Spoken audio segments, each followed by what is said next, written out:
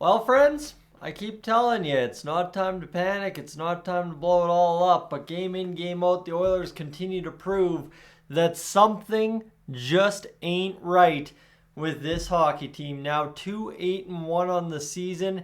And while at long last, we're 11 games in, we're, 2-9 technically on the year, 7 games below 500. And what has been a long time coming, Connor McDavid finally seems like he's done with this garbage, and so does Jay Woodcroft. The Edmonton Oilers all season have allowed themselves to be pushed around, have been allowed themselves to be punished at every single turn, whether it be off the rush, whether it be defensive brain cramps, whether it be by backup goaltenders, whether it be by the posts, whether it be by cross checks in front of the net. The Oilers have not simply answered the bell more than twice this season. And tonight, Zach Hyman gets into a scuffle. Jay Woodcroft, after Dylan Holloway gets knocked down in front of the net, says enough's enough. I've got to stand up for my guys and show them that I care, given the rumors that I may not have a job after tonight, after Thursday night. Who knows when it might come for Jay Woodcroft? Not saying that I'm hoping it does. I'm saying that at some point somebody pays the price for this.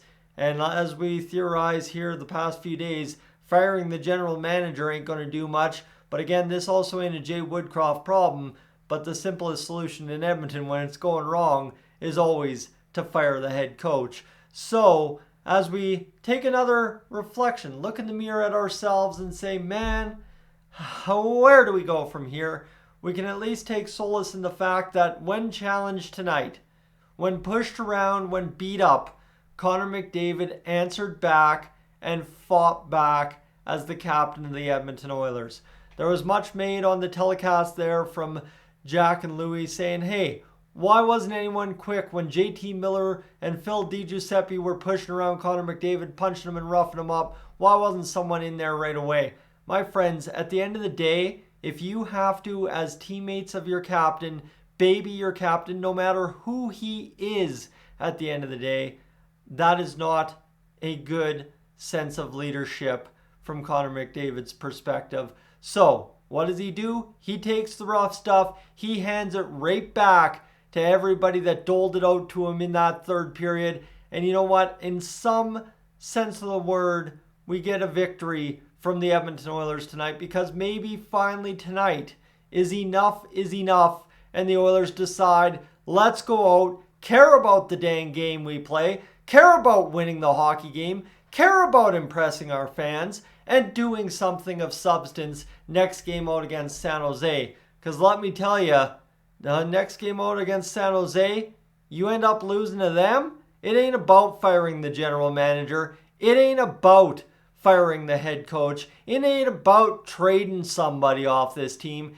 It's honestly about folding the franchise at that point, for how embarrassing that would be to come out of the gates talking a big tough game where cup or bust, and then 12 games into the season you lose to the only team in the NHL that's 0 whatever. My goodness, if that comes to pass, we've got much bigger problems on our hands than a couple of point the finger moments as we have had this season. Friends, another embarrassing night for the Oilers, where they have, by everything I could possibly say, their third best effort of the hockey season. And guess what? At the end of the day, it's not worth a dang. You still lose by 3 goals. Or 4 goals, I guess it was, 6-2. You give up. Well, yeah, you give up 6 goals.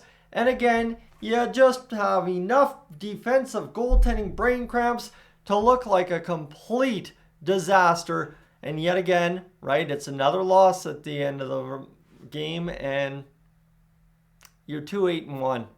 I don't know, friends. You keep sitting here thinking I'm inventing stuff.